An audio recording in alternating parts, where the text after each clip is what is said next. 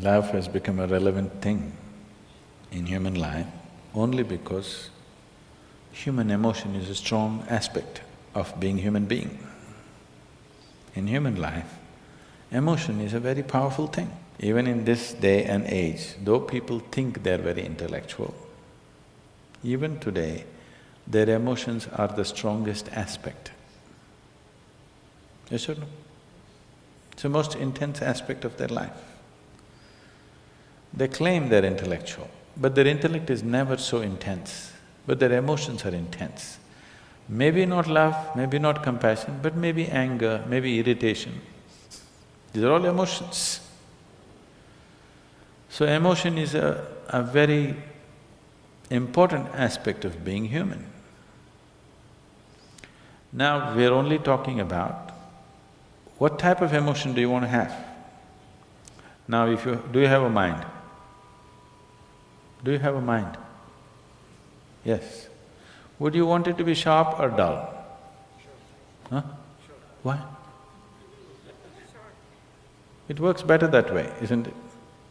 Similarly, if you have emotions, do you want to have sweet emotions or bitter emotions? Sweet emotions, it works better that way, isn't it?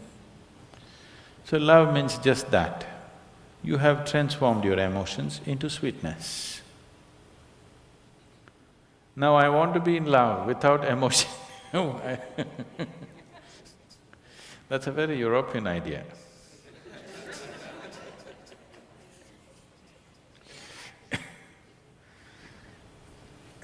Love is an emotion. It is the sweetness of your emotion which we are referring to as love. If the same emotion becomes bitter, we call it hate. Usually it is the people whom you love that you hate, isn't it? Some time ago you loved them, now you hate them. You don't hate that man who's just walking on the street, isn't it? Some love should have happened and now the coin fell another way and now it's become hate. Yes? So it's just the same coin. If it falls this way, it becomes love, if it falls that way, it becomes hatred. Don't think they're too far away. They're pretty close. One little thing goes wrong, love becomes hate, isn't it? So, how to be in love without emotion? Love is an emotion. Now the choice is only, do you want your emotions to be sweet, pleasant or unpleasant emotions? That's your choice. It's an obvious choice, isn't it? But most people are keeping their emotions bitter most of the time. Bitterness need not necessarily mean they're in active hatred. They're in irritation, they're in agitation. They're in some kind of… fear is also an emotion, anxiety is an emotion. It is in some level of unpleasantness. If you make your emotions very pleasant, then life will be very pleasant. Even today, most people experience as a moment of love as the most profound experience of their life. It is not. But they experience it that way because that is the most intense thing they have touched. That is the deepest dimension of life they have touched is a moment of love. So they raise it to heaven. People are transporting it to heaven. People are talking about divine love. You do not know whether God loves or not. Human beings are capable of love if they're willing. Dog is capable of love. When human beings fail you, you get yourself a dog. If you get a dog, 12-year guaranteed love affair. Yes? Do not underestimate this. You get yourself a dog, every day you come home, what a welcome you get, huh? Your wife, she's no good. One day she's one way, your children, they're not interested whether you come home or go. But your dog, every day, what an excited welcome he gives you. Nobody's capable of this, isn't it? Every day, without fail, he'll never show disinterest in you. is such a boost for you, you know. Dog is love for sure. Maybe it's just a spelling mistake.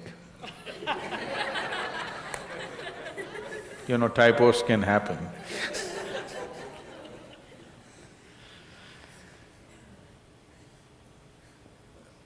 Now, if you made yourself in such a way, nobody around you can love you, then the only succor you have is somebody must love you long distance from there. It's an unfortunate way to live. God loves you, it's the most unfortunate way to live. That means you made yourself in such a way nobody can even look at you. If people around you cannot help loving you, that's a nice way to be, isn't it? You may not be great, maybe at least you're cute. Yes? So, in yoga, we don't look at anything as love, hate, happiness, misery, we don't look at it that way. We just look at it this way. Do you want to be pleasant or unpleasant? If you become pleasant in your body, we call it health. If you become very pleasant, we call it pleasure. If your mind becomes pleasant, we call it peace. If it becomes very pleasant, we call it joy. If your emotions become pleasant, we call it love. If it becomes very pleasant, we call it compassion. If your very life energies become pleasant, we call this bliss. If it becomes very pleasant, we call it ecstasy. If your surroundings become pleasant, we call it success. So, the other names that you give are just leading to confusion. Should I be loving? You don't have to be loving. Just be pleasant in your body, pleasant in your mind, pleasant in your emotions, pleasant in your energies, you will be a wonderful being.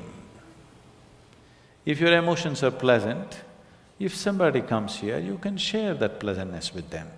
If your emotions are unpleasant, for sure you share that with people, isn't it? Yes or no? So you cannot do something that you are not. If this is feeling pleasant now, it will naturally be pleasant to everything.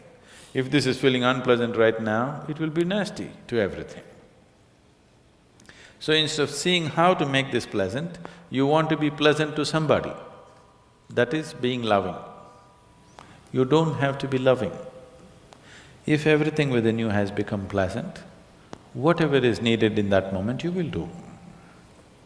If you need to say pleasant things, you will say that. If you need to say some hard things, you will say that. But without any unpleasantness in you, that's important, isn't it? If you'll have to fight a war, you'll fight it without any unpleasantness in you, that's important. Then you will do everything only to the extent it's necessary. You will not overdo anything. If you say, I love somebody, you will exaggerate things about the people whom you love. You will exaggerate good things about them. If you say, I hate somebody, you will exaggerate bad things about them. You'll never see anything the way it is. People go blind with things that they love, isn't it? They have no sense, they lose all their sense. If they hate also, they'll lose sense. If you like, you will lose sense. If you dislike, you will lose sense. The doorway of life is in being equanimous, that you're able to see everything just the way it is. Now you are pleasant to somebody not because somebody is nice. You're pleasant to somebody because you are pleasant, that's all. This is more guaranteed. It's a more guaranteed love affair, isn't it? You're being pleasant to somebody because you're pleasant. If I am being pleasant to you because you are nice, tomorrow if you're not so nice, something else will happen, isn't it? If you mortgage your pleasantness to something outside of you being pleasant or unpleasant is only by chance. Keeping this one pleasant is your business. If this one is pleasant, with whatever it interacts, it will generate pleasantness. Now you have not managed to make this pleasant, you're trying to be pleasant to somebody, and that is subject to so many things. If you have to be pleasant, they have to be fixed the way you want them. And that's not possible. Nobody can be fixed the way you want them. You're not able to do that even with one person, isn't it? You cannot even fix one person the way you want them, forget about the whole world. The more you try this, the more bitterness and unpleasantness will happen. That is why in the so-called most intimate relationships, maximum amount of unpleasantness happens. So this is because you're trying to do something that you're not. You're trying to be loving when you're not pleasant. When you're feeling bitter, you try to be loving and see it'll destroy you, isn't it? Yes or no? You tried all these things, isn't it? It's destructive. When you're feeling pleasant, it is effortless. So, you just have to look at why is it you being pleasant or unpleasant is mortgaged to external situations. If everybody around me is unpleasant, how can I be pleasant? Especially if everybody around you is unpleasant, it's all the more important that you're pleasant, isn't it? Yes or no? If everybody around you is in a mess, is it not all the more important that you're pleasant? If everybody around you is unhealthy, is it not very important that at least you're healthy, even if you want to take care of them? Is there any logic to everybody is unhealthy, so let me also get sick? What is the logic behind this? So if people around you are unpleasant, it becomes even more important that you're pleasant.